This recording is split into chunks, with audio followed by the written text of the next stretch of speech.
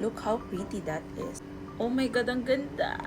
So today, I'm gonna show you how I was able to achieve this kind of blush using Cloud Beauty. Nakita ko lang siya sa TikTok and then, ayun, nabudol na ako. That's why I bought 3 shades. So, this one is Mellow Rose. This one is Fluffy Pink. And then, ito yung tinry ko sa face ko earlier, which is Joy Bloom. So, let's start first with Joy Bloom. This is what it looks like. Ganda niya, diba? When you swatch it, it's actually parang liquid type of blush. Ganyan siya, oh. Ang ganda na. Since yung mga Douyin look, mahilig sila sa purple-ish, pinkish blush on nila. So, since it's a bit purple and I have a very parang super subtle powder. I don't have a violet purple powder kasi. So, what I did is I put this as my base blush. And then, I put this one from Romand. So, ayan yung result niya. If you put Joy Bloom and Romand Blueberry Chip.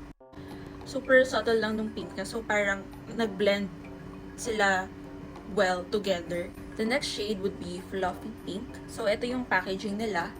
And then, you're gonna open it here. Yan. This is so pretty actually.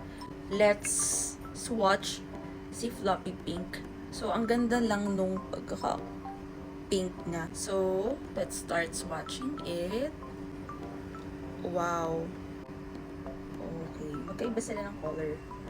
Pero parang, ganyan, nung sinuswatch ko siya, mukha siyang purple also. Pero, they're different. And then, the other shade that I bought is Mellow Rose.